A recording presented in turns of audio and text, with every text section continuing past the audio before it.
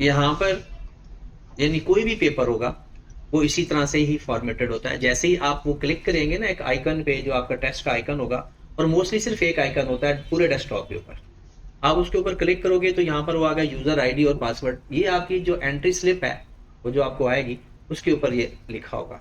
तो यहाँ पर सपोज दैट क्योंकि ये हमारा वो मॉडल पेपर है तो इसलिए मॉडल पेपर में बस वही लिखना है जो आई कैप ने बताया हुआ है। क्यूएम का पेपर है, पासवर्ड नोट नहीं करना ये आपने। ये आपका ओपन हो गया, ठीक है। चलिए अब आपने स्टार्ट कर देना है यहाँ से। अब ओवरऑल अगर आप देखें तो ये टाइम स्टार्ट हो रहा है, ऊपर टाइम नजर आ रहा है। यहाँ पे टाइम आप दो तरह से करते हो, यहाँ पर आ रहा होगा इस साइड पर 1 मिनट, ये हो जाएगा हो जाएगा।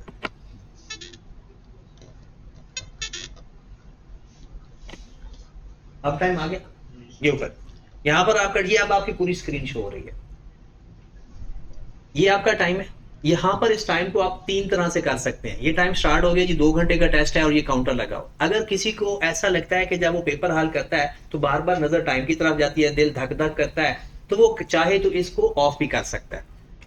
यहां से जाएंगे काउंट अप, काउंट डाउन और हाइड ब्लॉक, ठीक है, जो मर्जी करो। काउंट अप काउंट डाउन का मतलब क्या होता है कि अगर आप यहां पर करेंगे ना तो ये क्या हो जाएगा, ये आपका टाइम स्टार्ट हो गया कि पहला क्या कर रहा था, डाउन कर रहा था, मतलब 2 घंटे है वो काम कर रहा था, अब ये पूरे 2 घंटे पूरे कर देगा। तो ये आप अपनी फिजिबिलिटी के हिसाब से अपना टाइम सेट कर सकते हो। और अगर आपको लगता है कि टाइम से आपका टाइम खराब चलता है तो फिर आप इसको हाइड कर दो, ठीक है। दूसरा तरीका, दूसरी चीज क्या होती है कि आपके पास यहां पर ये ओवरव्यू है, यहां पर 50 के 50 क्वेश्चन आएंगे, आप यहां पर क्लिक करोगे, आपके पास जो क्वेश्चन पे जाना चाहो डायरेक्ट जा सकते हो, ठीक है। मतलब आप चाहते हो कि ये यहां से आप डायरेक्ट 10वें क्वेश्चन पे किसी भी सवाल पे जा सकते हो, ठीक है। अब ये तो होगी छोटी सी बात, बट हमने तो यही कोशिश करनी है कि या अल्लाह पहला क्वेश्चन भी हमें आता हो। अब जब यहां पर हम सवाल करेंगे तो सबसे पहला सवाल हमारे पास ना एक शीट होगी, बस ज्यादा नहीं, वर्किंग शीट, जिसके ऊपर आप रफ वर्क करोगे। वो एक शीट होगी, वो छोटा छोटा करके लिखना ताकि कोई परेशानी ना हो आपको। तो पहला सवाल जैसे आया है ना, उसके आगे मार्क्स लिखे हुए हैं और ये स्टेटमेंट लिखी हुई है। जो पैटर्न होगा वो बिल्कुल यही है, वो लिखा हुआ है एक्स की power 4 minus 18x square plus 81 square root. नीचे लिखो which of the following represent the root of the above equation. अब जो रूट्स की बात अगर वो करता है ना, तो इसका मतलब ये हुआ कि हमने सबसे पहले ना इसका एक स्क्वायर बन रहा होगा, ये बात कंफर्म है, ताकि स्क्वायर रूट से वो कैंसिल हो जाए, वो बात कंफर्म है। अब हम ऐसा करते हैं कि या तो इसका स्क्वायर, जिसको डायरेक्ट पता चल गया, मुझे तो पता चला है ना कि एक्स स्क्वायर माइनस 9 का होल स्क्वायर लिखा हुआ है, एक्स स्क्वायर माइनस 9 का होल स्क्वायर लिखा हुआ है। ये जो मैथ वाले बच्चे उन्हें आराम से पता चल जाता है। बट इनकेस अगर आपको नहीं पता चलता, आप फौरन इसको क्वाड्रेटिक इक्वेशन में पुट कर दें, फौरन से पहले।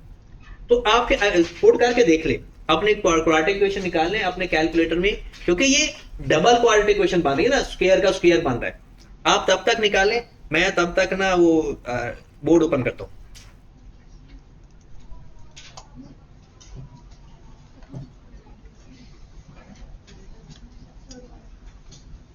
इनके ये इसी सेक्शन पे कर देते हैं।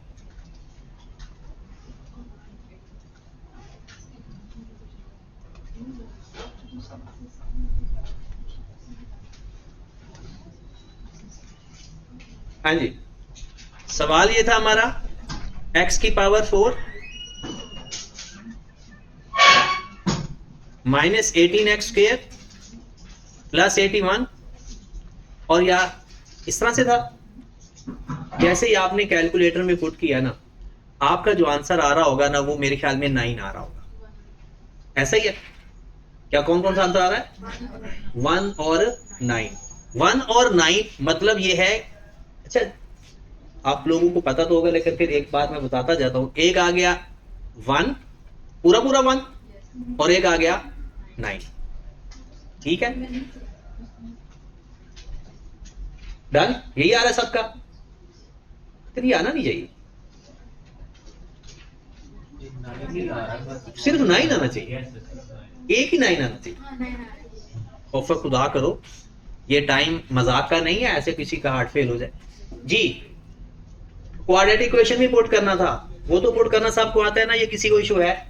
आ गया। देखें, आप तो कैलकुलेटर पे जाएं, मॉड प्रेस करें, आपके पास वो डायलॉग बॉक्स स्टैट पे जाएं, सॉरी इक्वेशन पे जाएं, 5 नंबर पे, वहां पर जो a x square plus b x plus c तीसरे नंबर पर होगा। आ गया। देखिए ये स्क्वायर का स्क्वायर है ये वही चीज। अब हमने करना क्या है, यहां पर पहले लिखते थे ना x इज इक्वल टू, अब लिखेंगे x square is equal to, ठीक है, वही as it is value put करेंगे। याद रखें क्वाड्रेटिक इक्वेशन का जो सॉल्यूशन होता है ना, वो इस वैल्यू के बराबर आता है। वो पहले x होता है, अब एक्स स्क्वायर आएगा, तो आपका एक्स स्क्वायर आ गया 9 के बराबर। एक्स किसके बराबर आ गया? 9 के बराबर। या तो आप ऐसा करो, इसका स्क्वायर कंप्लीट करो, जो मैथ वाले बच्चे हैं उन्हें डायरेक्ट पता चल जाएगा, नहीं पता चल रहा तो डायरेक्ट ये आ गया। ऐसा ही है असल में।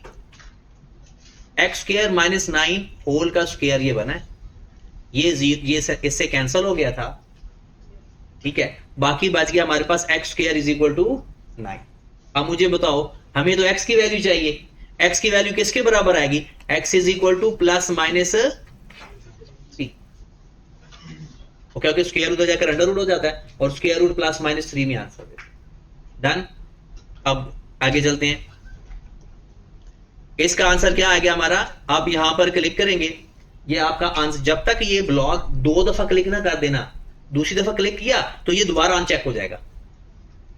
हाँ, अगर आप चाहते हो जी नहीं नहीं वो तो मेरा आंसर ही नहीं है, आप फौरन इस पर एक दफा दोबारा क्लिक करेंगे, दोबारा क्लिक करेंगे तो अनचेक होगा। अगर आपने, अच्छा कोई पीछे ना रह जाए, हाँ पता चल गया या नहीं अभी तक?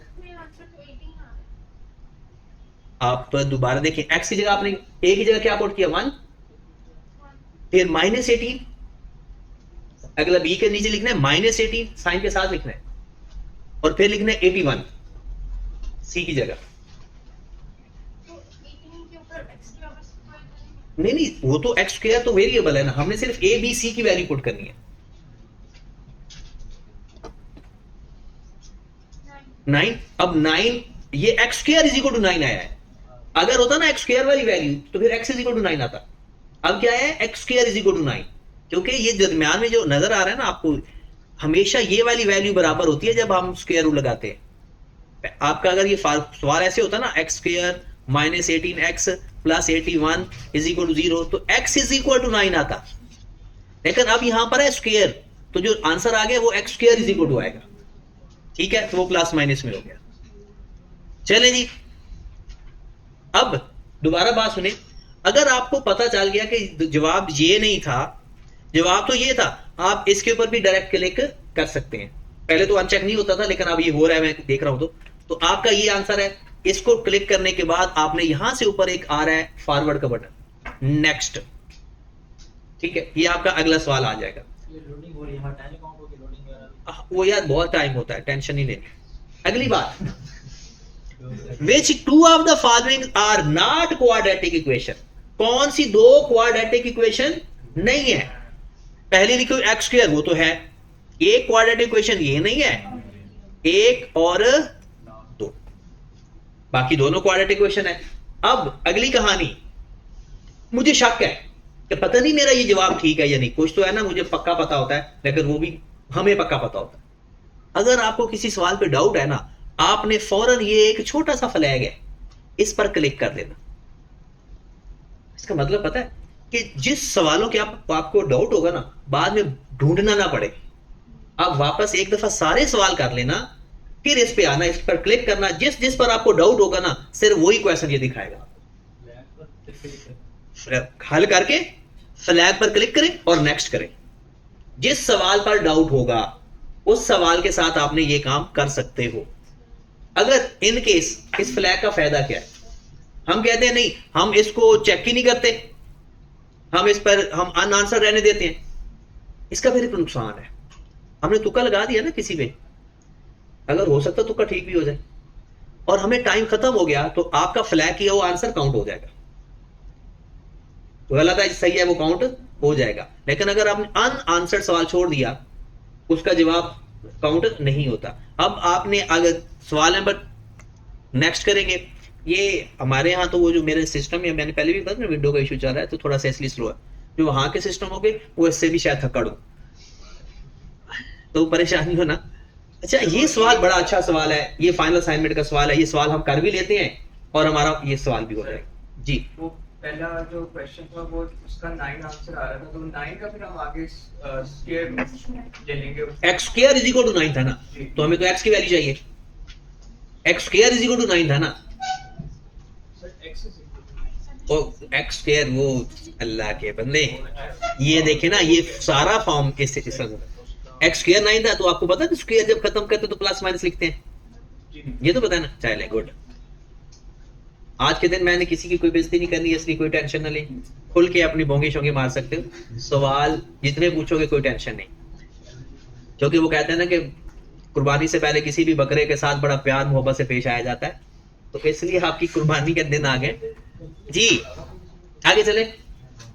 अच्छा ये सवाल देखिएगा प्लीज, ये सवाल पेपर में आया हुआ है और हो सकता है आपको भी ऐसा सवाल आ जाए। सवाल आसान है लेकिन ना करवाओगा तो फिर मुश्किल हो जाएगा। कहता है a 2-digit number is equal to 7 times the sum of its digits। कहता है 2-digit number is equal to, 2 digit number बराबर हैं किसके, 7 times the sum of its digits। 2 digit number मतलब 21, 22, 23, ये 2 डिजिट का नंबर है। कहता है ये बराबर है 7 इंटू उन दोनों को प्लस करके, आगे and 21 times equal to the difference of its digits. 21 times of difference of its digit. कहता है if x y represent the required number, कहता है वो जो नंबर है ना वो 2 डिजिट वाला वो एक्स वाई है। कहता है solving which of the following simultaneous equation could be lead that number. कहता है ऊपर वाली सिचुएशन को नीचे वाली कौन सी पूरा कर रही है। अब उसने एक लिखा 7x plus x y is equal to 7y। सबसे पहले हम अपना वो नंबर बनाते, सवाल पता चला। वो कहता है एक एक्स वाई डिजिट है, उसने खुद ही कह दिया ये एक्स वाई। कहता है ये इक्वल है 7 टाइम ऑफ देयर सम, ये उसने बताया है। दोबारा पहली लाइन में दोबारा आपके साथ शेयर करता हूं, अब पढ़े जरा। 2 डिजिट नंबर एक्स वाई वो है, यानी 2 डिजिट वाला एक ही नंबर है वो है x y, is equal to 7 times of the sum of its digits. वो जो 2 डिजिट है उसको सम करके वो 7 टाइम है। आगे वो क्या कहता है and 21 times equal to the difference of its digits. कहता उस नंबर का 21 टाइम लो, वो किसके बराबर आएगा, x माइनस वाई के। 21 times equal to the difference of its digits. लो जी 21 टाइम कर लेते हैं, x y is equal to 21 into x minus y. कहता है पहले 7 टाइम सम के बराबर है, 21 टाइम उसके डिफरेंस के बराबर है। लेकिन इस तरह एज इट इज जवाब नहीं दिया होगा। अब करना क्या है हमने, 2 तरीके हैं, या इसको सिंपलीफाई कर लो या जो जवाब है उनको सिंपलीफाई कर लो, जिस पे हमारा आंसर टैली कर जाएगा। हम इसको थोड़ा सा इलेबोरेट करते हैं, इसको मैं अंदर मल्टीप्लाई कर सकता हूं। एक्स वाई बराबर आ जाएगा 7x प्लस 7y। ये आपने ना अपने पास नोट करें, क्योंकि मैंने जब दूसरी स्क्रीन ओपन करनी है ना तो फिर आपके सामने ये रहना नहीं, तो फिर आपका जवाब भी आ जाएगा। और ये ऐसा सवाल पेपर में आ भी जाता है। X y is equal to 21x minus 21y। ये आपके सामने आना चाहिए, रजिस्टर के ऊपर आप नोट करके बैठो ना, रजिस्टर निकाल लो। किया गुड। कहां से किया था, वैसे तो फाइनल असाइनमेंट के सॉल्यूशन में भी ये गिवन है। चले नोट कर लिया तो चले सवाल के ऊपर, इसके जवाब को देखते हैं, इसके साथ मैच करते हैं कि कौन सा जवाब इसके साथ मैच हो रहा है। इसको थोड़ा बहुत हिलाने जुलाने से इधर यह जो मुंह धो क्या, मुंह धोते ऐसे नहीं है कि ऐसे प्यार प्यार से मुंह में पानी डाल के ना ऐसे कर डालते हैं ना, तो थोड़ा जोर से आंखें खुलती है तब, ठीक है ना। लाल लाल मुंह हो वापसी पे जी। और नोट कर लिया, ये देखिए अब आपकी इक्वेशन किससे मैच कर रही है। वो जो आपने लिखा है ना 7x क्या इससे मैच कर रही है जो लास्ट वन है? अपनी इक्वेशन को थोड़ा सा हिलाएं जुलाएं, यही है। या आप ऐसा कर लें, एक्स वाई को एक साइड पर ले जाएं पहले, इसमें जो लास्ट ऑप्शन है, और बाकी एक साइड पर ले जाएं। हर सवाल के अंदर इन चारों ऑप्शन के अंदर आपने करना क्या है, एक्स वाई को एक साइड पे और 7x और 7y को दूसरी साइड पे, और देखो कि जो आपने बनाया हुआ है ये आंसर वो कौन बराबर कर। आपका ये जवाब है, एक पहला ऑप्शन ये है, दूसरी ऑप्शन ये है। टेक्निक क्या है, आप अपने जवाब में हर एक में एक्स वाई अलग करो और 7x और 7y और 21x और 21y बराबर अलग करो। जो इक्वेशन आपकी ये इक्वेशन को बराबर कर देगी वो हमारा आंसर होगा। मतलब 7x प्लस 7y आना चाहिए, 21x माइनस 21y आना चाहिए। ठीक है, चलें अब अपना जवाब देखो, आखिरी वाला ही देखते हैं। एक्स वाई को दूसरी साइड पर लेकर गए तो वो हो जाएगा प्लस एक्स वाई, और माइनस 7y को इधर लेकर जाएंगे तो वो हो जाएगा। तो ये पहली इक्वेशन तो पूरी हो रही है, 7x plus 7y is equal to x y. यहां पर देखें 21y को मैं दूसरी साइड पर लेकर जाऊंगा तो हो जाएगा x y is equal to 21x minus 21y। तो ऊपर वाला कोई भी ऑप्शन है, हम सिंप्लीफाई किसी को हल कर लें, इनको हल कर लें या उसको मजीद हल कर लें, तो हमारा बराबर जवाब आ जाएगा। ये थोड़ा सा टेक्निकल होता जरूर है लेकिन इतना मुश्किल नहीं होता। नेक्स्ट क्वेश्चन पे चलें। इसको फ्लैग तो नहीं करना ना, ये करना है, नहीं करते, 2-4 सवालों को फ्लैग करेंगे।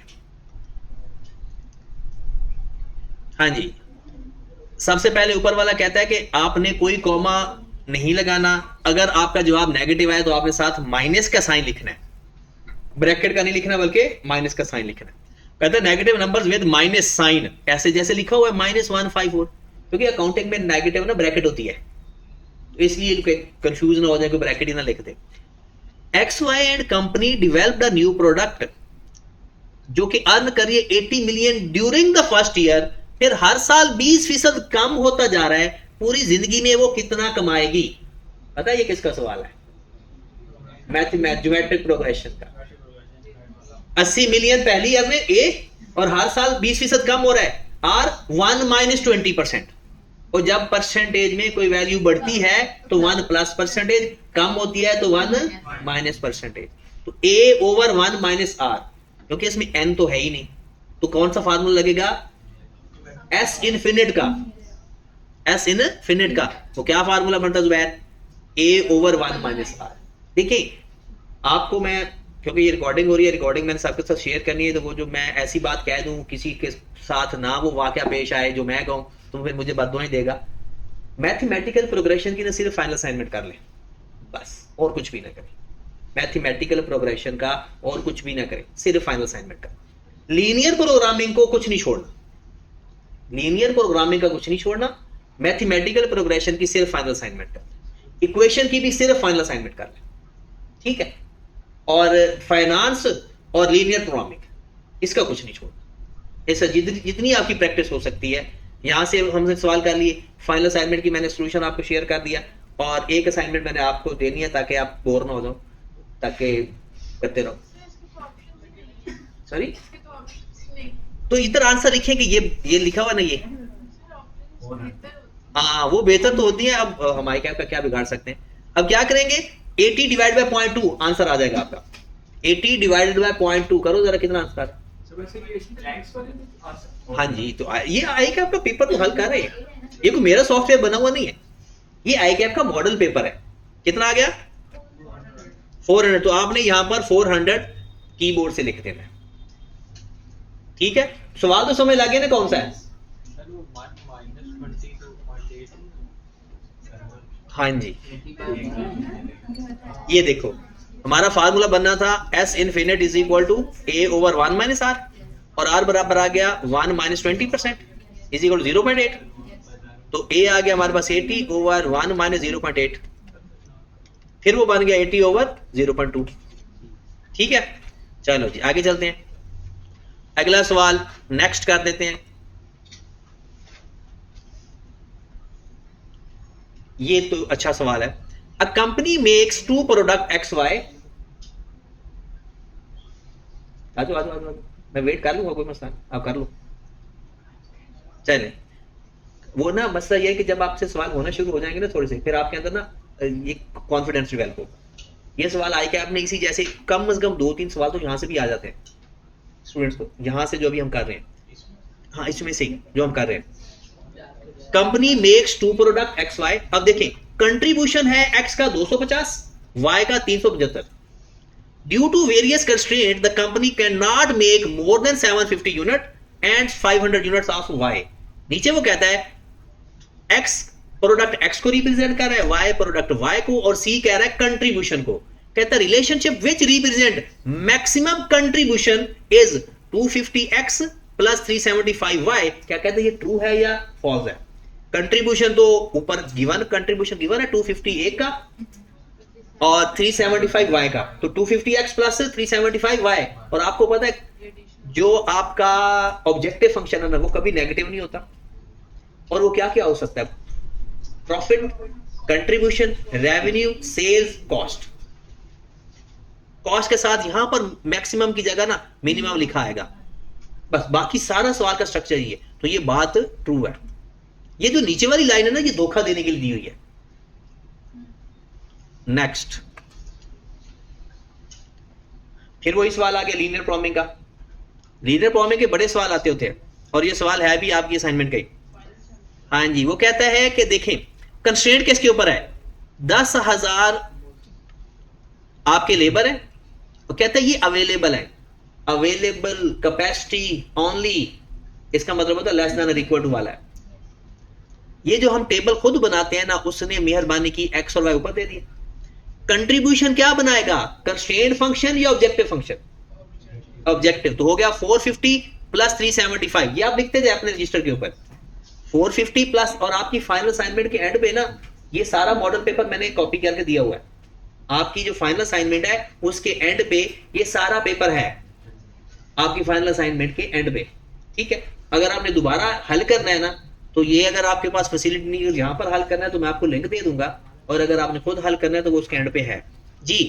कंट्रीब्यूशन का फंक्शन बन गया, C इज इक्वल टू या Z is equal to 450x plus 375y।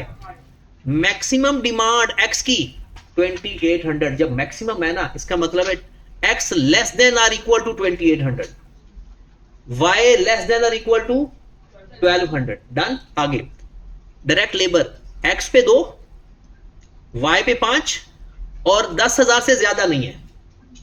Done.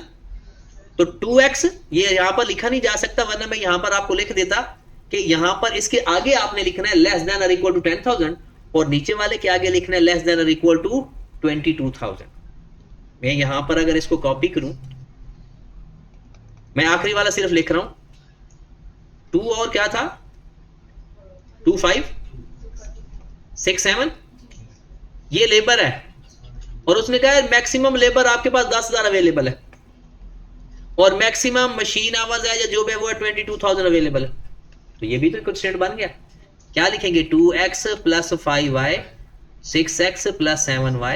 एक हमारे पास बन गया था z इज इक्वल टू, एक बन गया था x less than equal to 28 और y less than equal to 1200। ऐसे ही अब अपना जवाब ढूंढेंगे नीचे जी। ये वाली 2800 और 1200 लिखा हुआ ना, maximum sale demand per month, x की 2800 और y की 1200। मैक्सिमम का मतलब इससे ज्यादा नहीं है, कम हो सकती है, ज्यादा नहीं हो सकती। तो अब देखिए कहता है ये उसने फंक्शन भी खुद बनाकर दे दिया, कहता है ये ट्रू है या फॉल्स है। देखिए हमारा आंसर क्या से मैच कर रहा है? जी क्या यही है आपका जी, और ये मिलता जुलता है। एक्स वाई तो ठीक है, 2x plus 5y less than और इक्वल टू 22,000 गलत हो गया। पहला क्यों? क्योंकि 2x plus 5y less than equal to 10,000 था, और 6x plus 7y less than equal to 22,000 था, क्योंकि ये नीचे गिवन है 22,000 मशीन आवर्स हैं, तो मशीन आवर्स के सामने आना चाहिए था। ये लेबर आवर है तो लेबर आवर के सामने आना चाहिए, तो ये फॉल्स है।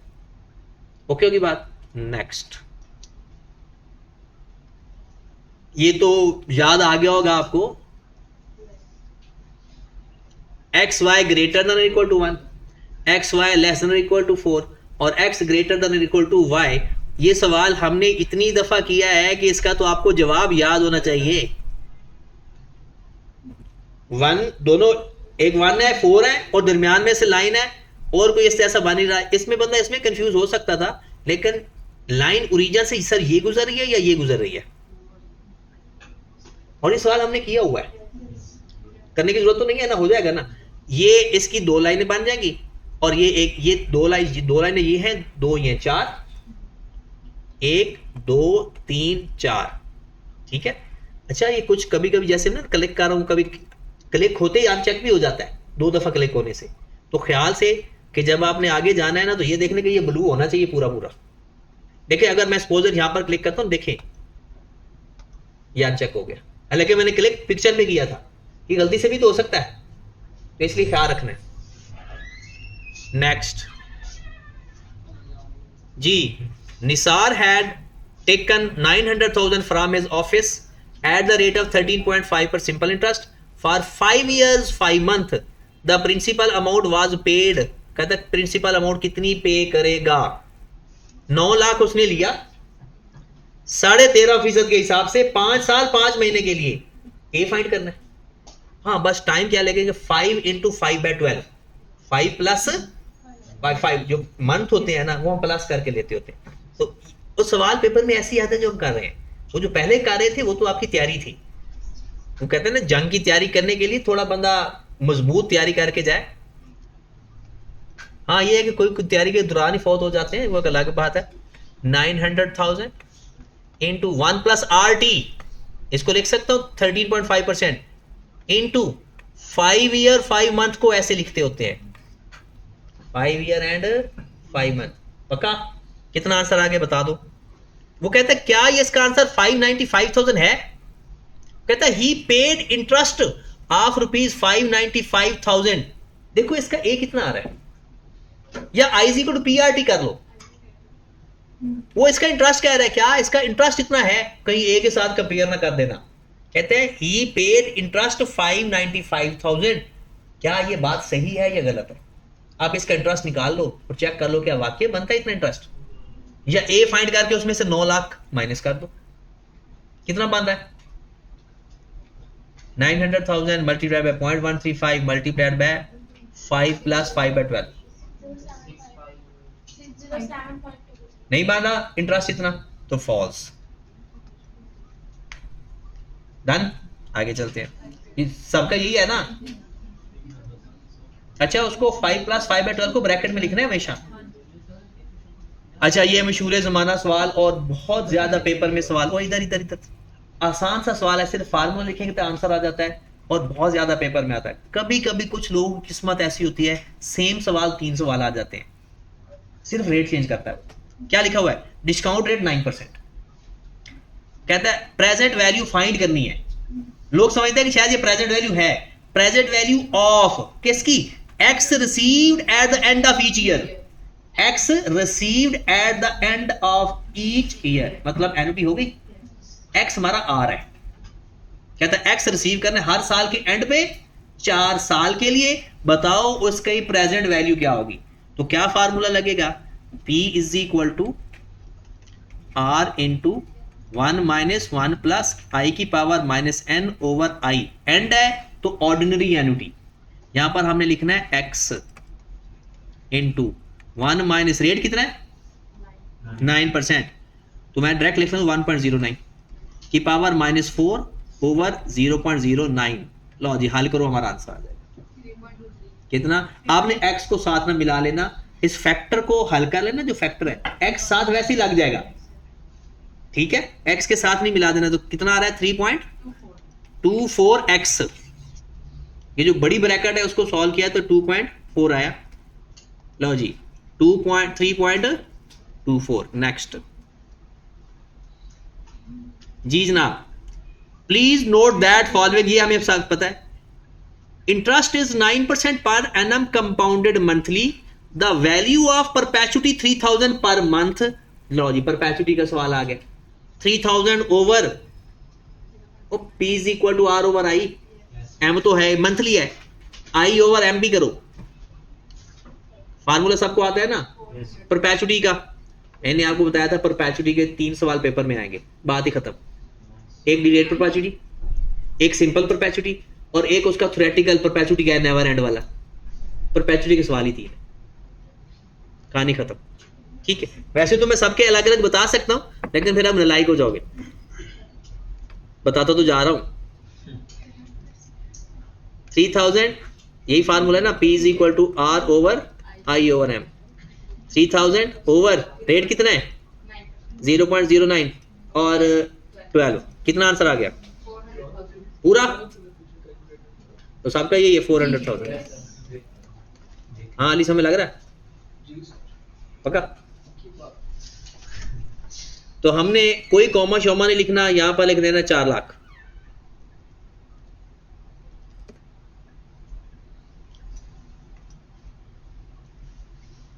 ग्यारहवां सवाल, Suhel is received interest from Faisal bank 14% semi annually. उसके बाद slow bank limited has introduced a scheme where interest would be compounded quarterly. कहता है SBL should offer a minimum interest rate 13.16। दोबारा 14% हम पहले ले रहे हैं। कहता है नया बैंक हमें मिनिमम इतना ऑफर करे कि हम अपनी इन्वेस्टमेंट शिफ्ट कर दें। तो ये इफेक्टिव रेट वाला सवाल हो गया या इक्विवेलेंट वाला हो गया? देखिए जब सारे बैंक हमें ऑफर करते हैं ना, ये मैं आपको इतना रेट दूंगा, इतना रेट दूंगा, इतना, उसका हम इफेक्टिव निकालते हैं।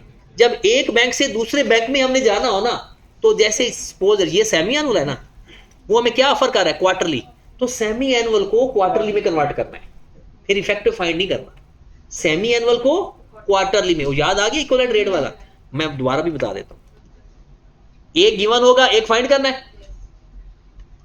फार्मूला होगा यही, जब भी एक रेट को दूसरे रेट में कन्वर्ट करना हो तो आपने यही फार्मूला लगाना है।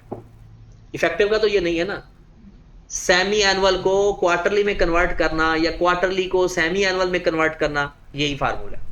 अब हमने करना क्या है, हमारे पास रेट गिवन है, पहले वाला रेट कितना है 14% सेमी एनुअली, लो जी लिख लो उसको 1 + 14% सेमी एनुअली। डन होगी बात? हमें चाहिए कौन सा क्वार्टरली, 1 + x/4 लो जी सॉल्व फॉर x करोगे आंसर आ जाएगा, या बैक सॉल्व कर लेना। अब तो बैक सॉल्व वाला जमाना खत्म भी होता जा रहा है, जब वो बॉक्स बना देते हैं कि भाई साहब इधर जवाब लिखो, कभी वो जवाब देता है, कहता बताओ ठीक है या गलत है। हाँ जी, तो इसमें सॉल्व फॉर x करके आंसर बताओ कितना आ रहा है?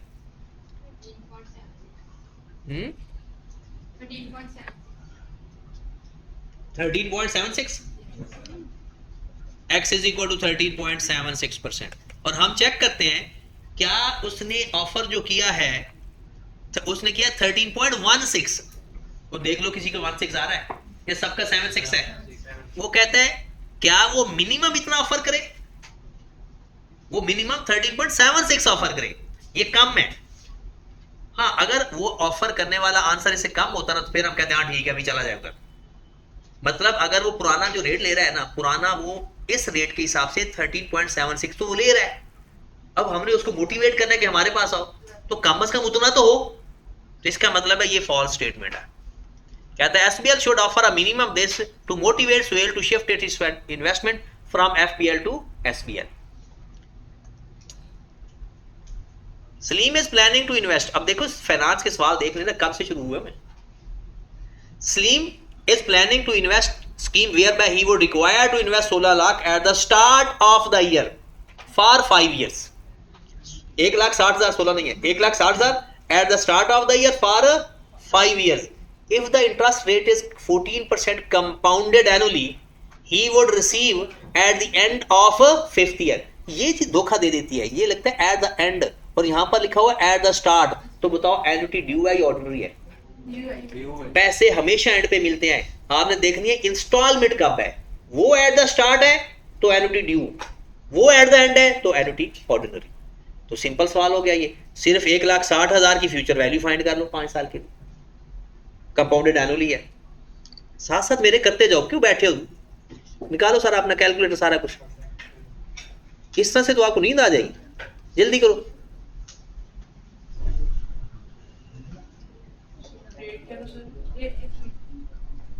रेट था 14%।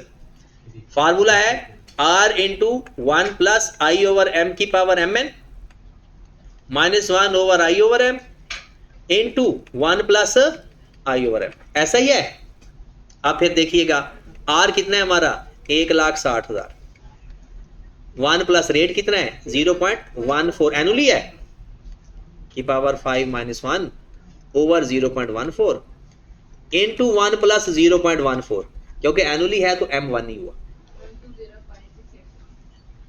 या 120 5682, बाकी सबको भी यही है, चेक कर लें।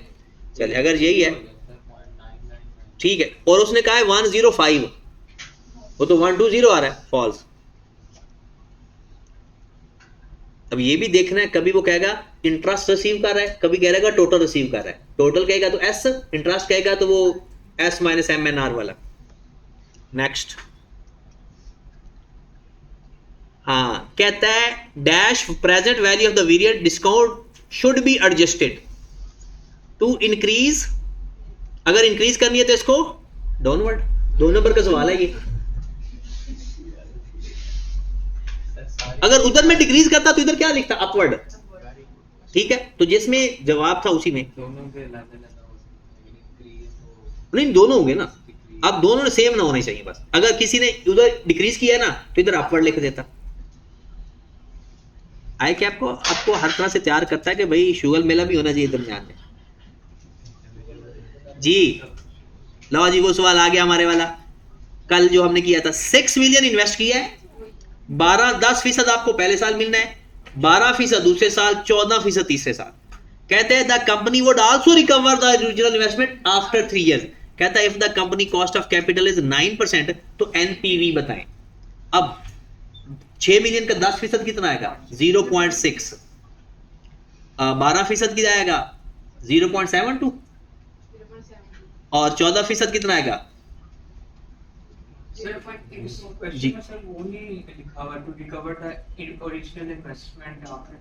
हाँ वो उसमें नहीं लिखा हुआ, जो दूसरा सवाल है वो गलत हो गया, गलती थी, वो मिसिंग था, ठीक है। उसमें हमने कल आप आए नहीं थे, नहीं वो मैंने बताया था ना, तो अपनी याद है।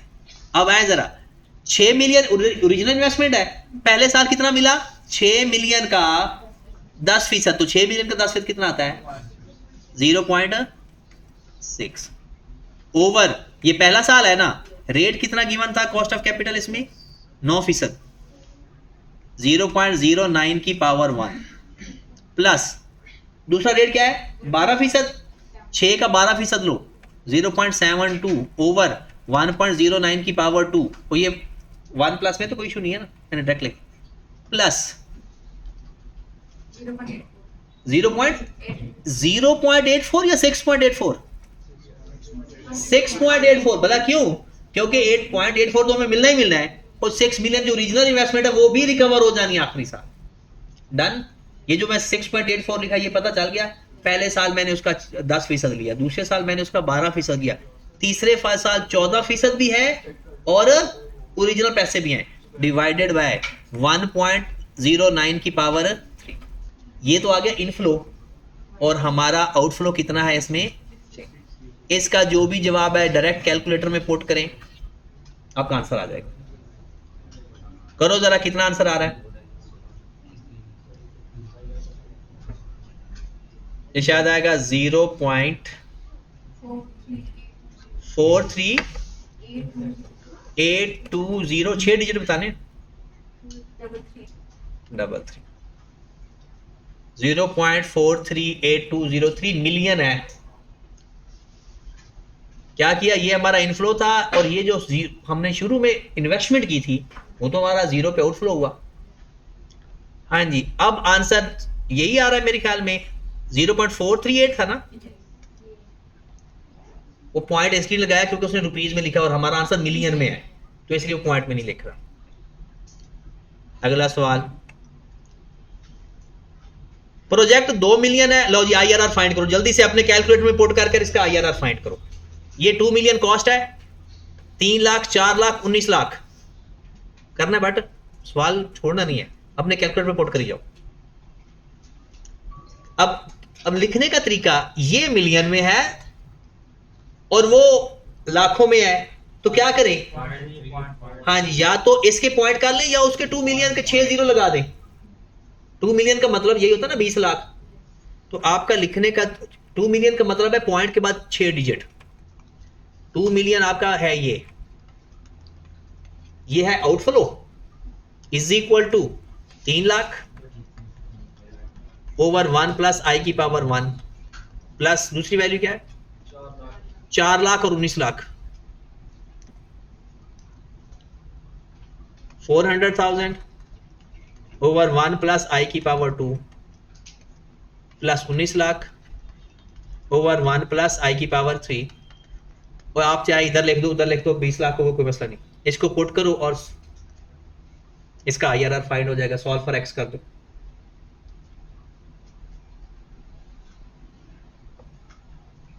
आईआरआर का तो तरीका ही ये दो है, एक फार्मूला और एक ये।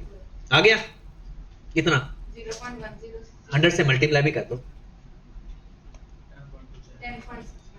10.66 डन।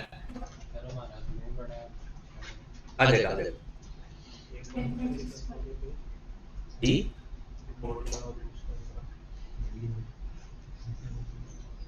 वो तो सिंपल आईआरआर है। इन फ्लो को डिवाइड कर और 2 मिलियन के बराबर रख दें। बट की आंख क्या आंख खुली है अभी। डन। आगे चले चलें जी। अगला सवाल उधर से टाइम खत्म हो जाना तो हमें दोबारा करना पड़ना है, इसलिए इंटरेस्टिंग बात क्या था। फिर आईआरआर का सवाल कहता है बताओ जो मेरा प्रोजेक्ट ये है इसका आईआरआर ये है या नहीं। कोई ऐसी बात नहीं है, यही सवाल है। आई कैप ने जो अपना मॉडल पेपर दिया है ना, मैंने आपको पहले भी कहा था जिस तरह से हमने पढ़ा है ना उसके 40% से आपका 100% पेपर हो जाता है। यानी जितना आपने पढ़ लिया है उसका 40% अगर आपको आता है ना तो आपका 100% पेपर कवर हो जाएगा। ये देख लेना जाकर पेपर में आपको पता चल जाएगा। लेकिन ये है कि परेशान ना हुआ करें, क्योंकि जब आप लोग परेशान होते हो ना, कहते हैं ना जो औलाद जब परेशान होती है ना तो तकलीफ होती है, तो परेशान ना हुआ करें। जिंदगी नो डाउट आप लोगों के लिए मुश्किल है, पेपर जिसका भी उसके लिए मुश्किल होती है, फिर भी ना हिम्मत, ये सवाल हो जाएगा। आगे चले, किसी ने अगर निकाला है तो बता दे तेरे पेपर कितना है, कर दिया, ताकि मैं कहता हूं पूरे जवाब ही लिखते जाए हम। क्या इसका 11.7% आ रहा है या नहीं।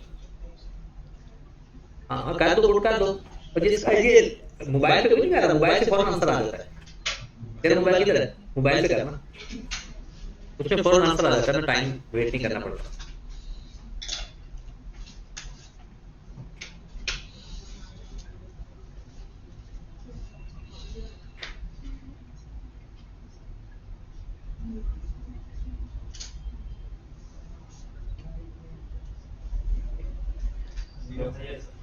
यही आ रहा है 0.117 आना चाहिए।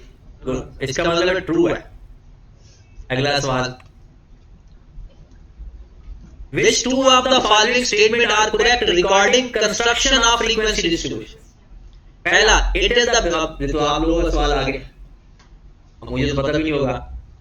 It is the basis for construction of a percentage, कहता है जो frequency distribution है ना वो बेसिस है परसेंटेज डिस्ट्रीब्यूशन को कंस्ट्रक्ट करने के लिए। और जाहिर सी बात है परसेंटेज कैसे आती है, हर एक की frequency divide by sum of frequency multiply by 100। मतलब फ्रीक्वेंसी टेबल होता है ना, तो हर एक की frequency divide by summation of multiply by 100 वो होती है परसेंटेज। वो तो बिल्कुल ठीक है। अगली बात, it begin with recording the number of times a particular value occur. कहता है it begins by recording the number of times a particular value occur. कहता है कोई वैल्यू कितनी दफा अकर हो रही है। आगे, it is the most common method of summarized data. और कहता है it sometimes leaves the provide incorrect data. ऊपर देखें, कहता है two of the following statements are correct construction of the frequency distribution. पहली बात तो ये है कि it begins the recording the number of times a particular value occur. ये तो बात ठीक है। ये कहता है it is the most common method of summarising the data. तो ये बात तो आपने अगर उसकी प्रॉपर्टीज में पढ़ी है तो देखने, अगर नहीं पढ़ी तो मैंने तो इसको चीज को नहीं देखा आजकल, लेकिन ये चीज तो है, ये बात ठीक लग रही है, ये तो ठीक है। It basis for the construction, और ये भी ठीक है।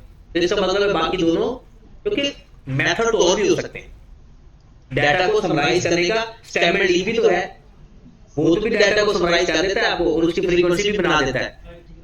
और कहते हैं time lead the provide incorrect data, incorrect data सिर्फ स्कैटर डायग्राम के अंदर होता है, ये तो आप खुद गलती करोगे तो करेक्ट होगा, वरना नहीं। आगे कहते हैं which two of the following statements are correct? दो, an ogive is construction by joining the midpoint, गलत। वो जो आपका हिस्टोग्राम के मिड पॉइंट को ज्वाइन करके ना लाइन, वो फ्रीक्वेंसी पॉलीगॉन होता है, साथ साथ रिवाइज भी होता जाएगा। वो क्या होता है? Frequency polygon. ogive is the graph of cumulative frequency।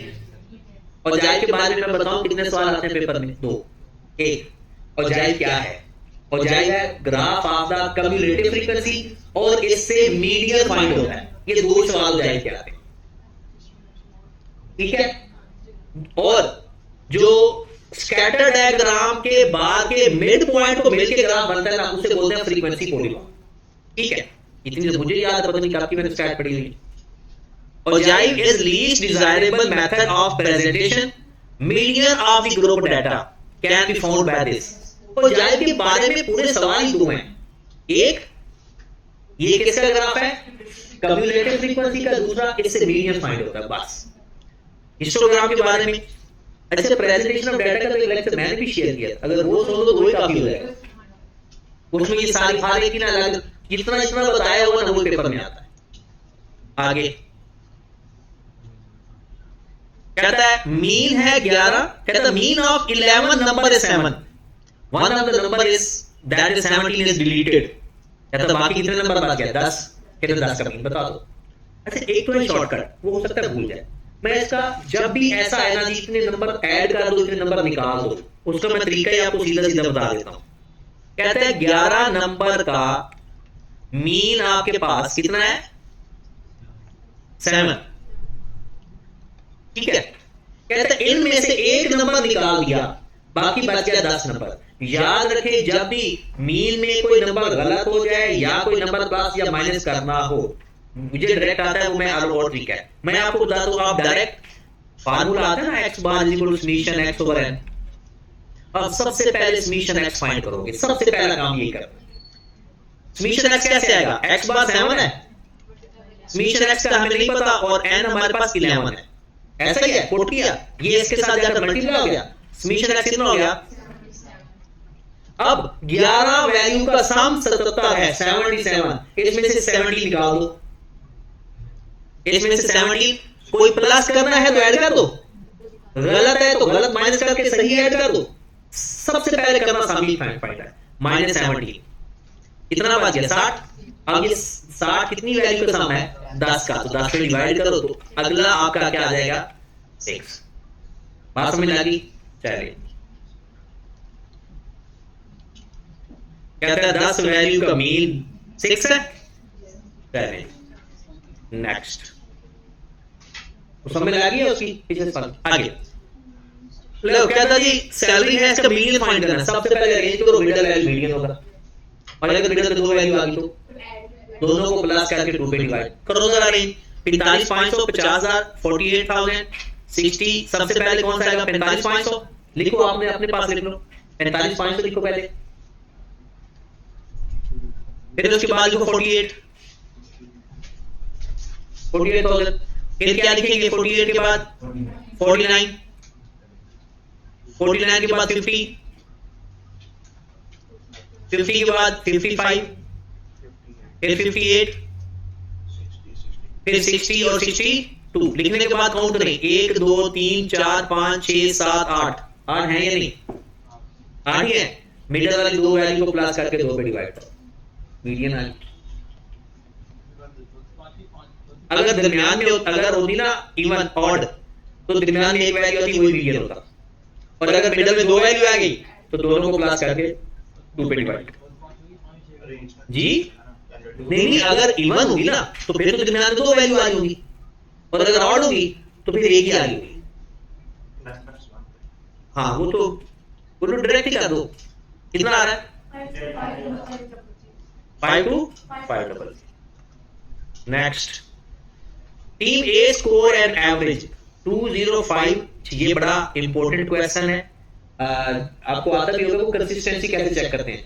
Coefficient of variation निकाल के तो जिसका कोफिशिएंट ऑफ वेरिएशन कम आएगा वो ज्यादा कंसिस्टेंट होगा, क्योंकि वेरिएंस कम है, वेरिएशन कम है। देखिए कहते हैं एवरेज मतलब एक्स, आप टीम ए, अब मैं कहता हूं सवाल ना साथ साथ पेपर में भी आपने ऐसे ही करना है। आपको दो टीम है, एक ए है एक बी है, ए के नीचे ये चीज उसने बताई होगी, ठीक है। अब आते हैं जरा देखें, वो कहता है टीम ए उसकी एवरेज 205 है, एक्स बार दे दिया, लिखो जरा एक्स बार टीम ए का 205, उसका स्टैंडर्ड डेविएशन 10 है, एस भी लिख लो उसका, टीम ए हो गया एक साइड पर टीम ए। टीम बी उसका मीन 190 है, अब कहोगे सर वो तो एवरेज क्या है, हाँ जी, उसका 190, उसका स्टैंडर्ड डेविएशन 10, कहता it may be concluded that क्या 8। अब पहले तो हम निकाल लेते हैं ना, मुझे भी बता दो 205 है और ये 10 है और ये 1 और ये 8, बताओ कोफिशिएंट ऑफ वेरिएशन का फार्मूला क्या है, standard deviation over mean multiplied by 100, standard deviation दोनों का 10 over 205 multiplied by 100, 8 over 190 multiplied by 100। पहले का आंसर कितना आ रहा है 4.87%, दूसरे का 4.21। बी ज्यादा कंसिस्टेंट है एज कंपेयर टू ए और ए कम कंसिस्टेंट है एज कंपेयर टू बी, यही बात है। अब देख लो जरा फिर इसको, कहते हैं may be concluded that team A is more consistent than team B. No, false. कुछ लोग हमारे जैसे ये भी होंगे कि एक आंसर ज्यादा आ रहा है वही कंसिस्टेंट है। कोफिशिएंट ऑफ वेरिएशन, वेरिएशन का मतलब यह है तब्दीली, चेंज, और जिसका चेंज कम है वो ज्यादा कंसिस्टेंट है। डन होगी बात, आगे चलते हैं। कहते हैं इसका वेरिएंस फाइंड करना है, और ये तो कैलकुलेटर पे पुट करके करेंगे, फ्रीक्वेंसी ऑन करके। चलिए करो, मीन हमने पहले फ्रीक्वेंसी ऑन करनी है, सबको आती है ना, वो शिफ्ट ऑन करके उधर जाएंगे, स्टार्ट में फ्रीक्वेंसी ऑन करेंगे, फिर इसमें पुट करेंगे, हमारा आंसर आ जाएगा।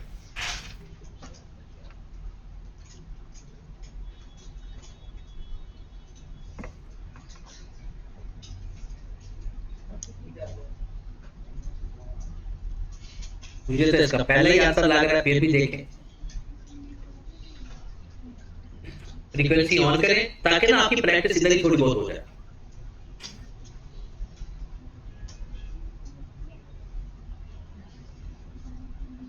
फिर नहीं कहता हाँ?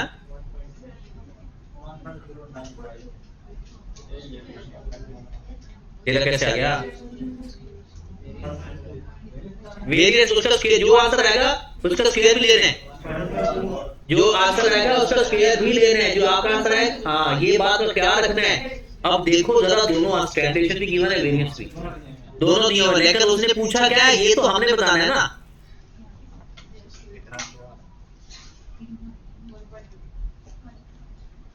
जो आंसर आया उसका स्क्वायर, जो आंसर आया उसका स्क्वायर। आगे चले,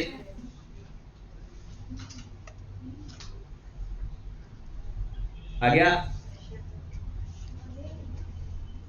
आप इमेजिन करें हम कितना रिलैक्स होकर सवाल कर रहे हैं। हमारा 23 क्वेश्चन आ गया, टाइम अभी भी 1 घंटा 8 मिनट, मतलब 8 मिनट हमारे, क्योंकि 25 क्वेश्चन करने ना 1 घंटे में, और 25 ये नहीं कि आप 25 करके बैठ जाना, आपको करते रहना।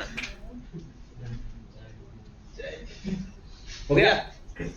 पिछले सवाल में वेरिएंस फाइंड करना था, जब आपके कैलकुलेटर जवाब देगा ना वो स्टैंडर्ड डेविएशन देगा, तो आपने उसका स्क्वायर लेना, वेरिएंस आ जाएगा। कहते हैं partial price index number fails to account for the fact. ओ भाई, वो लेस फेयर फेल होता है। पार्शियल तो गाइड करता है, पार्शियल गाइड करता है कि जब चीजें सस्ती हो रही हो ना खरीद लिया करो, वो पार्शियल गाइड करता है, लेस फेयर कोई गाइड नहीं करता। तो कहता है partial price fails to account for fact people will buy less of those items which have risen in prices. ये पार्शियल इसको फेल नहीं है इसको, बल्कि इसको प्रमोट करता है। इसका मतलब ये स्टेटमेंट फॉल्स है। और मैं तीन बातें हैं याद है तो ठीक है, मैं बता देता हूं। पहली बात, लेस फेयर के बारे में देखो, लेस फेयर में बेस फेयर की क्वांटिटी इस्तेमाल होती है, नंबर 1। लेस फेयर के अंदर इन्फ्लेशन ज्यादा शो होती है। लेस फेयर फेल होता है कि वो चीजें खरीदे जो सस्ती हैं। और उन चीजों को खरीदना छोड़ दें जो महंगी है। ये तीन बातें लेस फेयर की। पाशे उल्टी, पाशे की पहली बात कि ये इसमें करंट की क्वांटिटी इस्तेमाल होती है। दूसरी बात इसके अंदर इन्फ्लेशन की अंडरस्टेट करता है और it help the consumer to buy those things who are cheaper. ठीक है, तो ये पाशे और इसकी तीन ही बातें हैं, बस वो लॉ ऑफ डिमांड ही चीज है। The price of the commodity in different years are reviewed. कहता चेन इंडिसेस, तो चेन इंडिसेस का तो पता है ना, पहली तो 100 एवरेज लिखो, फिर हर पिछली वैल्यू को अगली वैल्यू में डिवाइड करके 100 से मल्टीप्लाई करते जाओ। सबसे पहली वैल्यू 100, फिर 53 को 49 पे डिवाइड करके 100 से मल्टीप्लाई, फिर 58 को 53 पे डिवाइड करके 100 से मल्टीप्लाई, फिर 62 को 58 पे मल्टीप्लाई करके डिवाइड करके 100 से मल्टीप्लाई करो, जरा आपका आंसर आ जाएगा। मिल गया सबका? क्या करना है, ये सवाल वैसे उधर भी है, असाइनमेंट में भी है।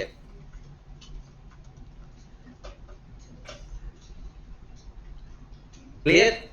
क्या अगर ये होता ना, वो कहता प्राइस इंडेक्स नंबर फाइंड करें, चेन ना कहता, तो फिर हर वैल्यू को 49 पे डिवाइड करके 100 से मल्टीप्लाई करो। बट अगर वो कहता है ना चेन इंडिसेस, तो क्या करना है, 53 को 49 पे पहली 100 लिखनी है, 53 को 49 पे, 58 को 53 पे, 62 को 58 पे, डन। अगला सवाल कहते हैं consider the following scatter diagram. कहते हैं the correlation between x and y. देखिए ये पॉजिटिव वाली साइड पर जा रहा है, ये क्या है, ये पॉजिटिव कोरिलेशन। हाँ, आगे ये भी बता सकता है वो स्ट्रॉन्ग है या वीक है। जी, नल वो होता है कि जिसका पैटर्न नहीं होता। ये तो ऐसा लग रहा है कि ऊपर की तरफ जा रहे हैं। नल वो होता है कि जो बिल्कुल ना डिफरेंट हो पैटर्न, यानी उसके ना डॉट कोई इधर हो कोई इधर हो, कोई पैटर्न ना हो, ये भी ना पता जा रहा हो कि जा किधर है। हाँ जी, वो कहता है नेगेटिव, पॉजिटिव या अनकोरिलेटेड। पॉजिटिव, क्योंकि अगर उसने स्ट्रॉन्ग या वीक नहीं पूछा फिर परेशानी हो सकती थी। तो जी 25 क्वेश्चन हो गए, 4 मिनट हम आगे जा रहे हैं। और मैंने आपको क्या कहा था, कितने टाइम में 40 क्वेश्चन हो जाएंगे, 1.5 घंटे के अंदर कम से कम 40 क्वेश्चन आपके हो जाएंगे। फिर 10 सवाल हुए और आप होंगे summation x, summation y, summation x y, summation x square और एन। कहता है इक्वेशन फाइंड करें। लॉ फार्मूला याद है, जरा लिख दूं, ऐसे मुझे भी आता है, मैं लिख देता हूं। वो ना बड़ा अच्छा हो गया शायद पड़े हुए मुझे, ये तो बाई चांस आप लोगों की वजह से मेरी रिवीजन हो रही है। N summation x y minus summation x summation y over n summation x square minus summation x whole का स्क्वायर। ये आपने फार्मूला लिख लो, फिर मैं आपको सवाल दिखाता हूं। और एक इसके बराबर है y bar minus b x bar, या आप कह सकते हो summation y over n minus b into summation x. Formula लिख लो, फिर सवाल दिखा दो, पुट करना आंसर आ जाएगा। जिसकी जो जो वैल्यू है उसकी अपनी अपनी जगह पे रख देना। कुछ लोग कैलकुलेटर से याद करके चले जाते हैं, आई कैप भी सवाल दे देता है, वो एक्स वाई नहीं देता।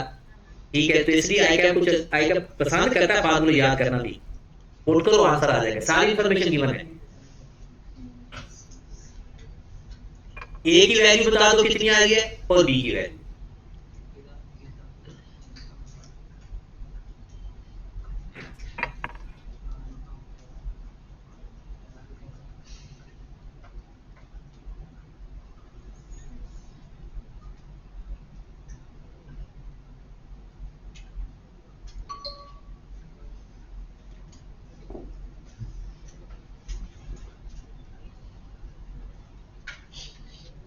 पहले बी की कितनी आ रही है,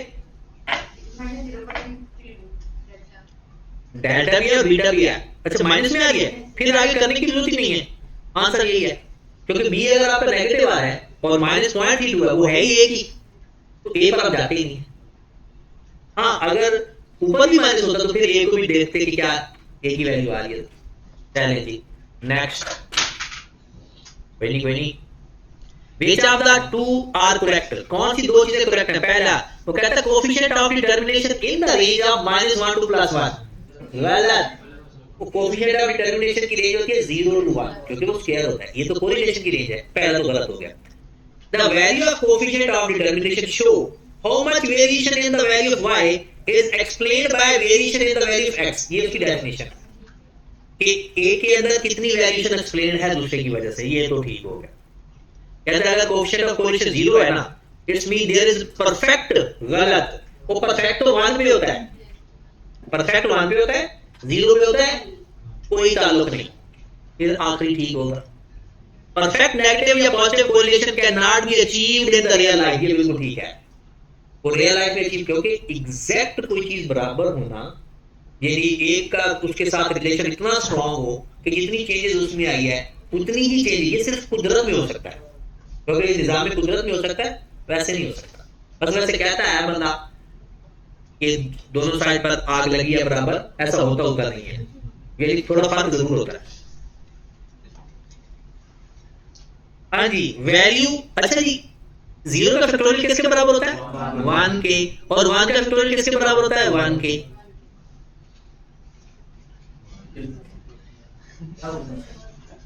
वो कैलकुलेट पे कर लेना, अपने दिमाग में यकीन ना करना।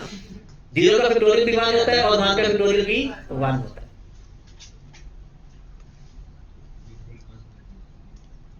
लीडिंग आ गया? In how many letters word leading can be arranged in such a way vowels are together? ये तो मुझे लगता है आपको जवाब याद होना चाहिए। वैसे लीडिंग टुगेदर का कितना था? 120 या 720? 720। लीडिंग वावल्स टुगेदर का मैंने शायद मच्छर तंग कर रहा और लिख लेते हैं, ये लीडिंग है ना, EAILDNG, 1 2 3 4 5 5 फैक्टोरियल ओवर। हाँ जी, उसके अंदर ये था कि एक तरफ पानी का जितना प्रेशर होगा उतना ही ऊपर जाएगा, इसमें तो पूरा पूरा और क्या रियल लाइफ की बात कर रहे हैं आप? साइंटिफिक लाइफ में चले गए। हाँ जी, ये सवाल वो सवाल है जो सबसे ज्यादा पेपर में और सबसे कम टाइम में होने वाले हैं प्रोबेबिलिटी के। इतने ये है, इतने डिफेक्टिव है, बताओ क्या प्रोबेबिलिटी है? ठीक है, a sample of 4 different calculators are selected, जिसमें 57 calculator out of which 36 are defective, 36 defective, बाकी के नॉन डिफेक्टिव। पहले आपने अपने रजिस्टर पे लिखना है डिफेक्टिव कितने हैं, नॉन, लिखो जरा डिफेक्टिव नॉन डिफेक्टिव। इस तरह के सवाल आपने, अगर आपको नहीं भी आते ना, सिर्फ 2 मिनट में आपको समझ लग सकती है, सिर्फ 2 मिनट। अगर आपको नहीं आते 2 मिनट से ज्यादा भी टाइम नहीं लगता है। लिख दिया डिफेक्टिव नॉन डिफेक्टिव। कहते हैं क्या प्रोबेबिलिटी है सारे कैलकुलेटर डिफेक्टिव हो? सारे मतलब 4 डिफेक्टिव हो, 4 से रखिए ना, तो डिफेक्टिव कितने? 36C4, 36C मल्टीप्लाइड है। नॉन डिफेक्टिव कितने? 21C0 divided by 57C4, total C4, total 57। देखो दोबारा बता देता हूं मैं, यहां पर देखें। सबसे पहले आपने देखने हैं उनकी कैटेगरीज, डिफेक्टिव और नॉन डिफेक्टिव। उसने खुद कहा है टोटल है 57, कहते हैं उसमें से 36 डिफेक्टिव है। इतना तो पता चल जाएगा कि नॉन डिफेक्टिव 21 है। कहता है सेलेक्ट किए हैं 4, इसी के बारे में कहेगा। कहता है ये 4 सारे डिफेक्टिव हैं, तो डिफेक्टिव को कर दो, लो जी। अगर कहता 2 डिफेक्टिव हैं तो 2 इधर कर देते, बाकी के 21 में कर देते। अगर कहता 1 डिफेक्टिव है तो 1 उधर कर देते, 3 21 में कर देते। करने 4 ही पूरे हैं, लेकिन वो कहता 4 उधर ही हैं। Multiplied by 21C0 divided by total C4। Divide करना टोटल C तो जितने सेलेक्ट किए हैं, आपका आंसर आ जाएगा। करो जरा, अगर कर लिया हो किसी ने। 0.14191। चलिए अगला सवाल, अभी वही है, एग्जैक्ट वही सवाल। देखिए 7 people are selected, 10 men 11 women from a committee, the probability of at least 5 men, at least 5 का मतलब कम से कम 5 भी हो सकते हैं, 6 7 के आगे तो जा रही है ना, 5 6 7। मैं फिर वही कहूंगा, दोबारा चले जरा। मैन कितने हैं? 10, वोमेन 11, टोटल 21। कहता है क्या प्रोबेबिलिटी है कि मैन एट लीस्ट 5 हूं और हमने सेलेक्ट किए हैं 7। अब एक दफा सोचिए मैन 5 होंगे, एक दफा सोचिए 6 होंगे, एक दफा सोचिए 7 होंगे। अलग अलग सोचना है। प्रोबेबिलिटी में हर ऑप्शन अलग होती है। 5 भी हो सकते हैं, 6 भी हो सकते हैं, 7 भी। अगर 5 होंगे तो क्या होगा? 10C5 11C2 करने पूरे 7 है, प्लस 10C6 11C1, ऐसा ही होगा। या 10C7 11C0, ये है एटलीस्ट 5, 5 6 7। और दूसरी साइड पर 7 पूरे करने के लिए नंबर आ रहा है कि 7 भी पूरे करें ना, डिवाइडेड बाय 21C7। नीचे क्या करना है? Total divide by total selected. वो आपने पढ़ा होगा, capital N C small n, ये वही चीज है। और ये सवाल पे सर नंबर नहीं कटने चाहिए, ये बहुत आसान सवाल होते हैं। ये स्ट्रेट फॉरवर्ड, आपका टाइम भी नहीं लगेगा। कहते हैं 5 मैन होने चाहिए, मैंने देखे 5 एटलीस्ट 5 का मतलब क्या है? 5 भी हो सकते हैं, 6 भी हो सकते हैं, 7 आपको 8 भी हो सकते हैं। सिलेक्ट ही 7 ही है। देखिए ये 5 हो सकते हैं, ये 6 हो सकते हैं और ये 7 हो सकते हैं। सबकी प्रोबेबिलिटी लेकर प्लस कर दो, डिवाइडेड बाय टोटल। डन। चले आगे, इसका आंसर बता दे। वो कहता है 0.14 है इसका आंसर, ट्रू है।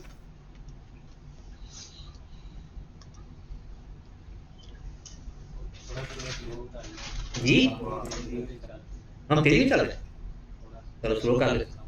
ठीक, असल में इसमें इधर भी बट वाला ही हाल हो गया। इसमें ऐसा कुछ है नहीं, ये सारे सवाल ना मुझे लगता है कि वही है जो आपने किया होगा, लेकिन फिर भी मैं कर देता हूँ। मैं तो आपका टाइम सेव करने के लिए, वरना ठीक ठीक। ये भेज, ये तो भेज, ये अभी ना नीचे जाकर ना मैं इसको फिर करके ना जी वो उसको छोड़ यार, सवाल कर छोड़ छोड़ छोड़ छोड़ छोड़ इन सेटल डाउन। और ये सवाल दूसरा विशुद्ध सवाल, कोई दूसरा विशुद्ध सवाल।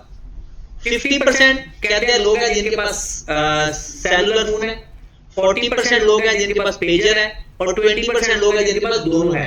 Probability of A, probability of B, probability of A intersection B, ये जो गिवन है आपको। कहता है 40%, 50% probability of A, 40% probability of B. मतलब कुछ लोग हैं जिनके पास फोन है, कुछ लोग हैं जिनके पास पेजर है, कुछ लोग हैं जिनके पास दोनों है। लो जी, अगर मैं इसको लिखूं, ये सवाल भी इस तरह एज इट इज आता है, सिर्फ परसेंटेज चेंज होती है। हमने कहा फोन की प्रोबेबिलिटी को मैंने कह दिया 50%, तो लिख सकता हूं 0.50। पेजर की प्रोबेबिलिटी 40% है, 0.40। और बोथ को हम ऐसे लिखते हैं। ठीक होगी बात? ये तो सवाल है, देखो मैंने जवाब लिखा। अब वो पूछ क्या है? कहता है कि द प्रोपोर्शन मतलब probability that owner neither cellular nor pager, ना उनके पास सेलुलर हो ना उनके पास पेजर हो, मतलब ना ये हो, प्रोबेबिलिटी ऑफ ए बी ना हो और बी भी ना हो। ये जो ऊपर कंप्लीमेंट लगाया है ना, ये उसके ना होने की निशानी है। और इसका मैं फार्मूला आपको डायरेक्ट बता देता हूं। इसका फार्मूला होता है 1 minus probability of A union B. और ए यूनियन बी किसके बराबर होता है? Probability of A plus probability of B minus probability of A intersection B. मतलब 1 में से माइनस कर दो probability of A plus probability of B minus probability of A intersection B. Got it? चलिए जी, अब आ जाए प्रोबेबिलिटी ऑफ ए की जगह क्या लिखोगे? 0.5, इसकी जगह 0.4 माइनस 0.2, जो आंसर आएगा 1 में से माइनस 0.3। तो 0.3 मतलब 30% लिख दूं,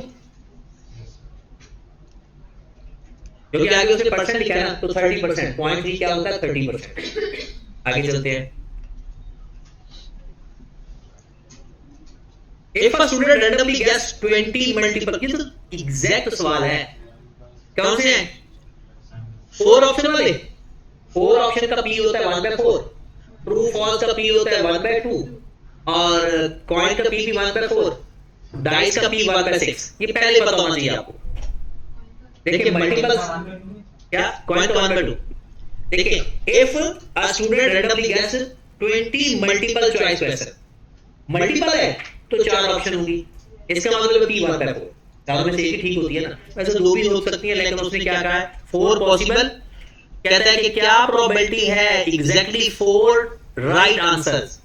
आओ जरा मैं आपको बता देता हूं, पहले देखने टोटल सवाल आपके कितने हैं। वो ट्रू फॉल्स वाला देगा तो P 1/2 कह देना, अगर एमसीक्यूज वाला कह देना तो P 1/4। ट्रू फॉल्स के लिए P 1/2 होगा, तो अगर 2 ऑप्शन है ट्रू और फॉल्स तो P 1/2। अगर ये 1/4 है तो क्यों क्या होगा 1 - 1/4, 1 माइनस, तो ये तो पता है ना। कहता है क्या प्रोबेबिलिटी है कि आपके एग्जैक्ट 4 सवाल ठीक हों। बाइनोमियल का आता है ना बाइनोमियल, तो क्या होगा 20C4 मल्टीप्लाइड बाय 1/4 की पावर 4 3/4 की पावर 16। ये आपको मैं साथ बताता जाता हूं, ये जो चीज आती है ये सक्सेस के नीचे आती है, और ये दोनों का डिफरेंस इसके ऊपर आता है, वो n - x। तो बस आंसर बता दें 0.189। तो वो कहता है 46 पॉइंट गलत है, फॉल्स,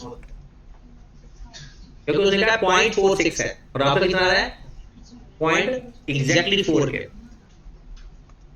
अगला सवाल, which two of the normal distribution are not correct। बस पूरा पढ़ना है, not correct कहता है कौन सी 2 ठीक नहीं। both tail of the normal distribution always meet the horizontal axis, गलत, कभी भी नहीं मिलती। इसको बोलते क्या है, ना मिलना, मतलब हॉरिजॉन्टल एक्सिस को नॉर्मल कर्व कभी नहीं मिलती, इसका एक नाम है अजीम्पटोटिक। क्या नाम होता है अजीम्पटोटिक, का मतलब है normal curve can never meet the horizontal axis. वो कहता है मीट हो जी, ये तो गलत, कहता है गलत ही निकाली हमने, कहता है both always meet the area under the normal curve is 1। बिल्कुल ठीक है, नॉर्मल कर्व के नीचे 100% होता है, मतलब 1। It is described bye mean and standard distribution, ये भी ठीक है, नॉर्मल डिस्ट्रीब्यूशन के यही तो पैरामीटर है म्यू और सिग्मा।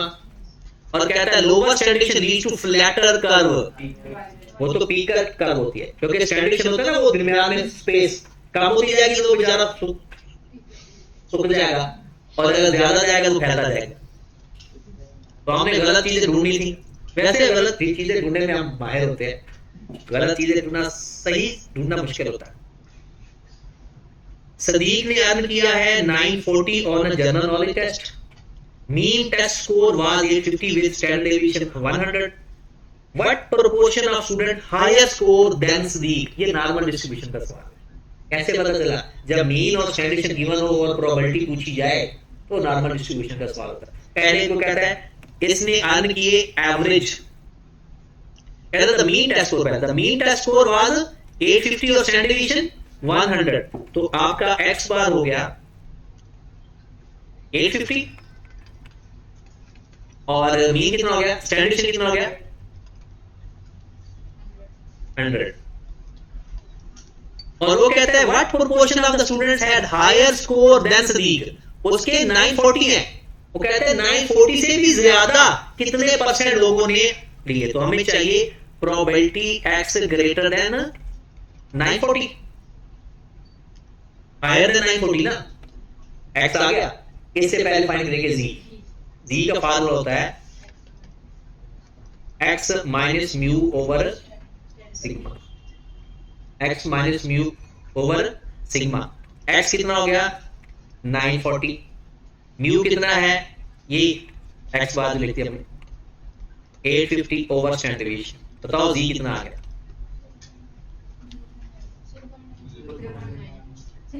एग्जैक्ट 0.9। लो हम टेबल बनाएंगे, 0.9 पॉजिटिव आ रहा है, इससे ग्रेटर एरिया है या लेस एरिया हमारा, ग्रेटर है, ग्रेटर देन। ये वो लोग हैं जिन्होंने इससे भी ज्यादा नंबर हासिल किए हैं, तो क्या करेंगे प्रोबेबिलिटी कैसे निकालेंगे, 0.9 को टेबल में देखें, 0.9 को टेबल में देखें, 0.3159, वो तो ये एरिया आएगा और हमें तो ये चाहिए, तो 0.5 माइनस 0.3159 करो जरा माइनस 1841 और 100 से मल्टीप्लाई कर देंगे तो 18 पॉइंट कुछ परसेंट आ जाएगा। अगर इसका कोई इसका भी ना, अब तो हम यहाँ पर नहीं बैठ के पढ़ सकते क्योंकि इतना टाइम ही नहीं। किसी को किसी टॉपिक में मसला है ना, उसके ऑलमोस्ट सारे लेक्चर अवेलेबल है, कुछ जाकर सुन लिया करे, वो 5 से 10 मिनट का टाइम लगता है, आप लोगों को वो चीज क्लियर हो जाएगी। लेकिन ये है कि वो क्लियर हो जाएगी। अब जो नॉर्मल डिस्ट्रीब्यूशन के सवाल है ना, वो भी 2-3 सवाल हैं जो बार बार रिपीट होते हैं और मेरे ख्याल में वो इस असाइनमेंट के अंदर भी कवर हो जाएंगे। इसी जैसे सवाल आते हैं।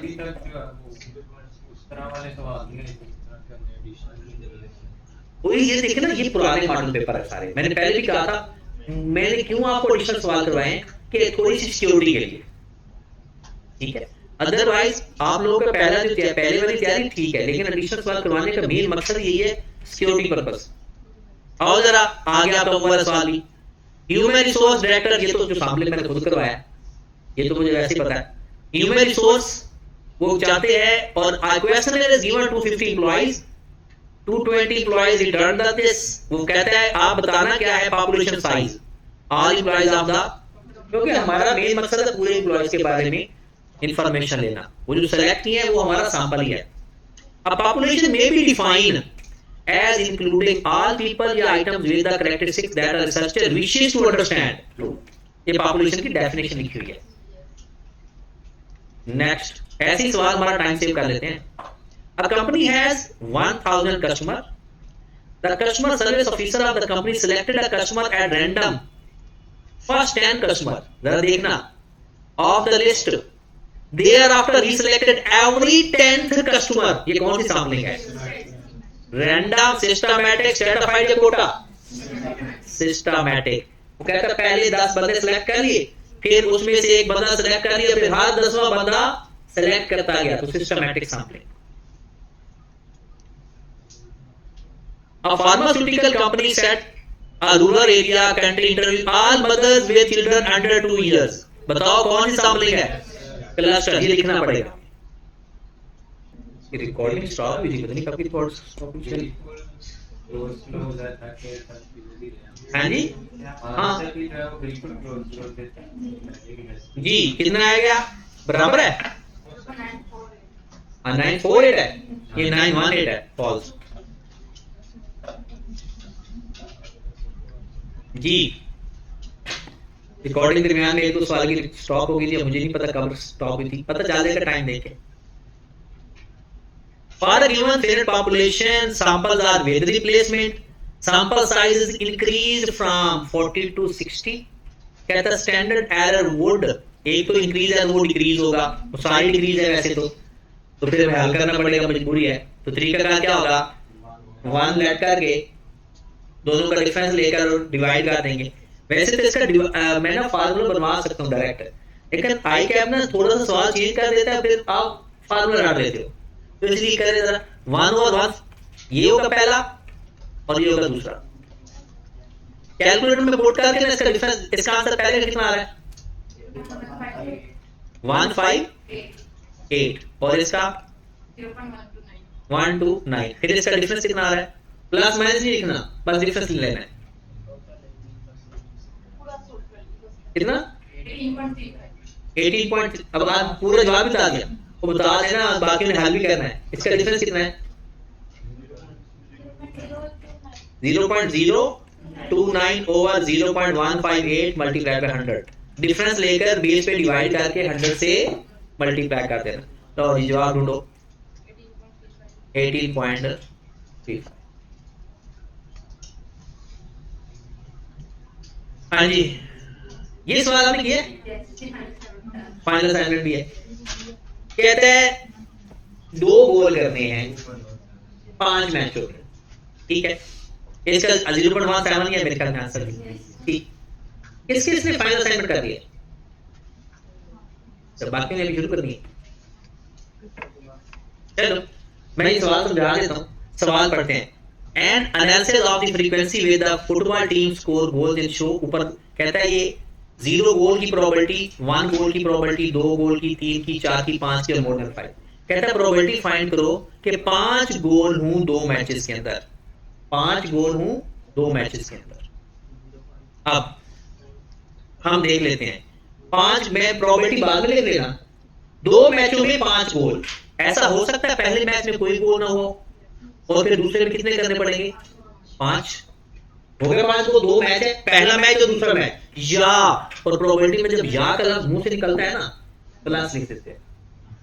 पहले मैच में 1 गोल, दूसरे मैच में फिर 4। ठीक होगी बात?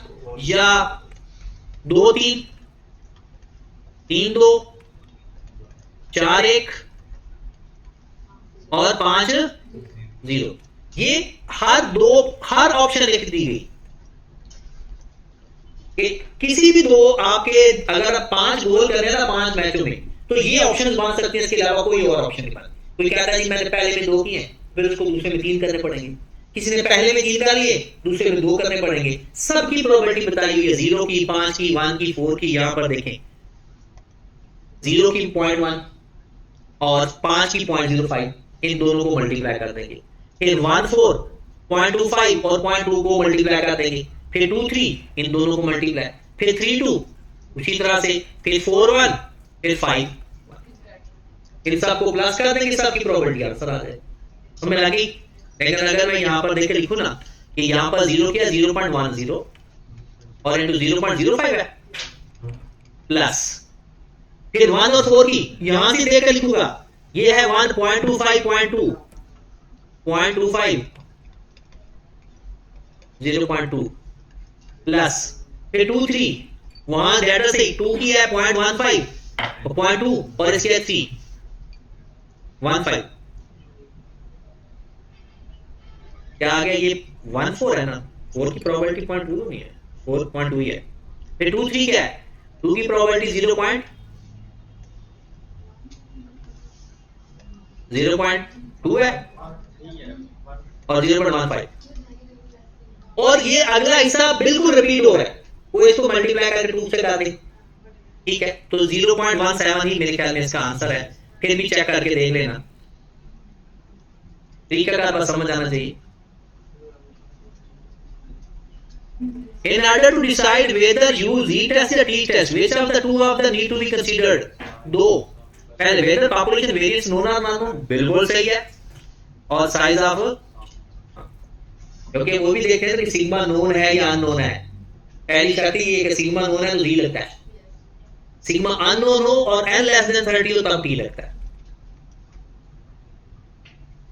Sample 50 athletes from the Olympic squad of a country, mean weight 80, standard 1.5, confidence interval 95%। काम ही खत्म, जी टेस्ट लग रहा है। ऊपर देखे ना 4 एथलीट्स हैं, और जी टेस्ट का फार्मूला पता है, x bar plus minus z alpha by 2 standard over n under root, सारी इंफॉर्मेशन दी मैंने। कहता 2 वैल्यू बताएं, उसने 2 वैल्यू लिख भी दी है, इसलिए हम देख लेते हैं। ये तो आपको नहीं भूलना चाहिए, standard deviation over n under root. x bar भी गिवन है, x बार कितना है 80, और इसी जगह लिख दूं 1.96, 95% है ना, सिग्मा 1.5 ओवर अंडर रूट 50। एक दफा माइनस एक दफा प्लस, एक दफा माइनस पहले लिख लो ना, फिर बाद में क्वेश्चन की तरफ जाता हूं। एक दफा माइनस एक दफा प्लस,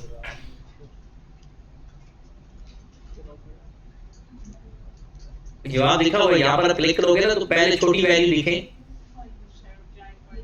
79 पॉइंट, माइनस करें जरा,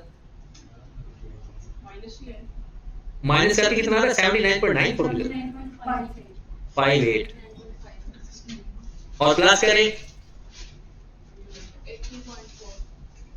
42।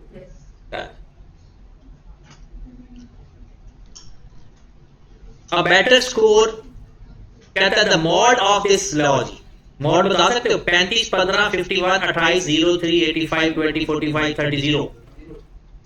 0 बस 2 दफा रिपीट हो रहा है, या कोई और भी है?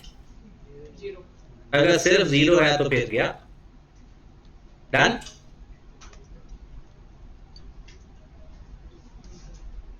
चले जी, अब ये आ गया डिसीजन मेकिंग का सवाल एक तरह का।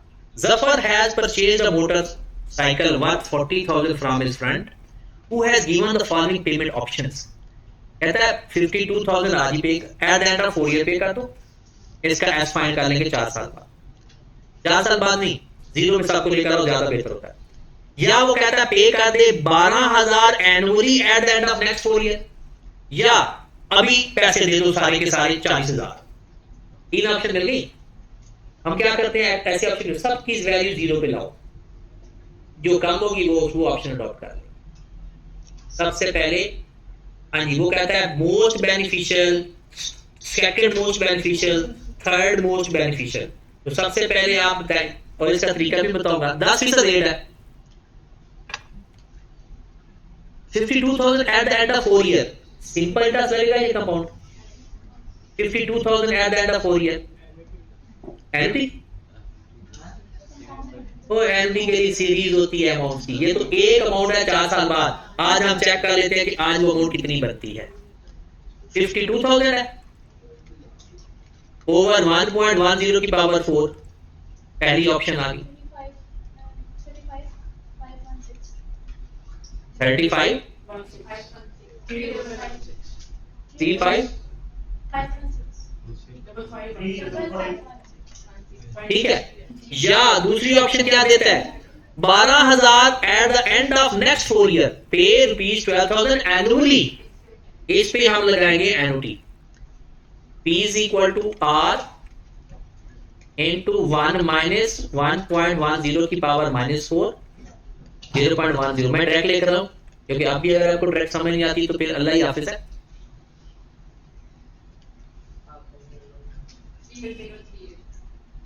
38038। और दूसरा कहता है अभी 40,000 दे दो। सबसे बेस्ट ऑप्शन कौन सी है, पहले वाली एक, फिर दूसरे नंबर पे दूसरे वाली, और तीसरे नंबर पे। मतलब ये जवाब बिल्कुल सही लिखे हुए हैं, लेकिन आपने फिर भी ऐसे करके लिखना है। ये नहीं जो ठीक है तो जरूरत नहीं है। वो तरीका क्या होता है, पहले पे क्लिक करोगे ना, उसके आंसर पे क्लिक करोगे तो लाइन तो खुद बन जाएगी। हाँ ठीक, उस समय देखिए ये क्लिक करने का भी पता चल गया कि वहां पर जैसे यहां पर मैंने क्लिक किया ना, अगर इसको मैं यहां पर क्लिक करता, अब तो मैंने इसको एक दफा खत्म कर देते हैं, इस पे क्लिक किया और इधर लेकर आया, ठीक है। हाँ लेकिन ये है कि ये आंसर है नहीं, इसका ये आंसर है, इसका ये है, और इसका, और जिस पे क्लिक करोगे फिर दूसरे पे क्लिक करोगे वो आपस में मिल जाएगी। नहीं क्लिक करने से होता। ला जी, कहते हैं Rashid wants to obtain bank loan on nominal rate 14% compounded monthly. Bank B offer कर रहा है 14.5% कंपाउंडेड क्वार्टरली। बैंक सी कर रहा है इफेक्टिव रेट मतलब एनुअली। कहते हैं arrange the given bank terms charging lower interest using the drag and drop option. कहता है कौन लोअर रेट के हिसाब से देखना है, arrange the terms lower rate. सबसे लोअर रेट किसका है, पहले इस तीनों के इफेक्टिव रेट फाइंड करेंगे। आखिरी तो है इफेक्टिव ना, 14% है और 14.5 है, 14 मंथली है। E is equal to 1 plus I over m की पावर m minus 1, ऐसा ही है। पहला मंथली है, 1 plus 0.14 डिवाइड बाय 12 की पावर 12 माइनस 1, कितना आंसर 14.9%। दूसरा E is equal to 1 plus 0.145, check कर लें, हाँ जी 14.5 divided by compounded quarterly divide by 4 की पावर 4 माइनस 1, वो कितना आ रहा है 15.30, और इफेक्टिव कितना है 14.75। हाँ जी, सबसे मोस्ट लोअर रेट किसका है, लोअर रेट किसका है 14.9, 15.3 या 14.75, ये नहीं है ना पहला। चलो तो सबसे जो सी है वो मोस्ट इकोनॉमिकल है। हेलो कहता है इधर ले आओ, इसके ऊपर क्या देना, ठीक है। उसके बाद वो कर लेते हैं इसको इधर आ जा, ऊपर ही आना है। चलो जी, सीक्वेंस 2 में कौन सा बैंक आ रहा है? ए वाला, ये तो 7.5 वाला आ रहा है दोबारा, सी वाला आ रहा है। नहीं, सेकंड पे सी पे सबसे पहला सी सब 14.9 वाला कौन सा है? ए गेम है। बैंक बी तो नॉमिनल हाँ तो उसके हमने इफेक्टिव फाइंड कर लिया ना, वो सुधारना हो गया। सबको पहले सेम रेट किया, फिर उसके बाद लो जी। अब अगर आप चाहते हो कि वो हमारा एक सवाल था कि जो किधर गया,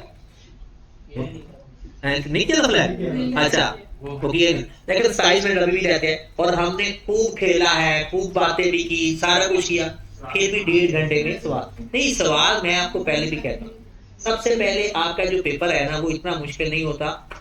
कम से कम 25 सवाल तो ऐसे होते हैं जो बहुत ही, लेकिन वो उसको इफेक्ट करता है। मैं आपको बताता हूँ, चलिए मैं एक दफा रिकॉर्डिंग बंद कर दूं, सारी बेइज्जती आप लोग की लोग चुके हैं।